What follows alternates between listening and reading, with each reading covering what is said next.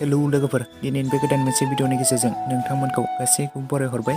लोगोफोर, दिनै आं बे भिडिअनि गेजेरजों नोंथांमोननो सोरां स्टुडिअ माल्टिमिडिया बेनारनिफ्राय दिहुनजानाय गोदानै आबुं मोनसे बर' सावथुन जाय सावथुननि मुङानो जादों आगोमा रुवाति।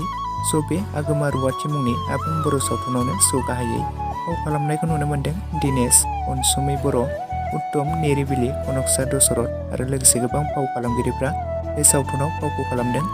बे बर' सावथुननि आरो स्ट'रिखौ लिरदों कनकसा बर', एडिटरखौ खालामदों सोमदोन बर', मेकआपखौ खालामदों दैमु, लोगोसे रजे। बे आगोमा रुवाति मुंनि आबुं मोनसे सिरियाल बर' सावथुनखौथ' नोंथांमोना गोबाङानो बगाजुलि कमेडियान इउटुब चेनेलनि गेजेरजों गोबाङानो एपिसड 1 निफ्राय लानानै एपिसड 5 सिम अलरेडि नायखाबाय आरो नुखाबाय। आरो बेनि एपिसड 6 खौ नोंथांमोना गोबाङानो नायनो थाखाय एक्साइटेड जाबाय दंमोन आरो गोबाङानो कमेन्ट्स खालामदोंमोन माब्ला नुनो मोनगोन होननानै। फाइनालि बे एपिसड 6 खौबो बगाजुलि कमेडियान इउटुब चेनेलावहाय रिलिज खालामनानै होबाय लोगोफोर। दासिमाव जुदि नोंथांमोना सोरबाफोर नायालासिनो थादोंब्ला बयबो बगाजुलि कमेडियान इउटुब चेनेलाव बयबो थांनानै नायहैदो आरो बयबो सापर्ट खालामहैदो। आरो सोर नोंथांमोना बे एपिसड 6 खौबो नायनानै माब्रै मोनखो बयबो कमेन्ट्स खालामलायदो।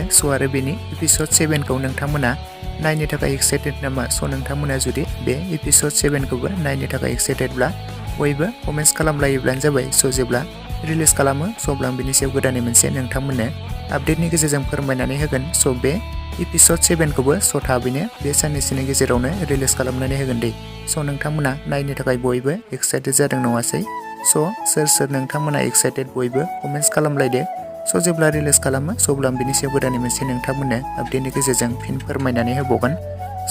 लोगोसे आंनि दासिमनि भिडिअ आपडेटआ बेखिनियावनो। भिडिअखौ नायनानै जुदि नोंथांमोना मोजां मोनोब्ला लाइक खालामोब्लानो जाबाय। लोगोसे चेनेलाव गोदानै फैदोंब्ला साबस्क्राइब खालामनानै खाथिनि बेल आइकनखौबो अल अफ प्रेस खालामना लायोब्लानो जाबाय, जाहाथे नोंथांमोना बेफोरबायदिनो माखासे गोदान फैनो गोनां बर' सावथुन आरो एलबामफोरनि भिडिअ आपडेटखौ मोनथिबाय थायो।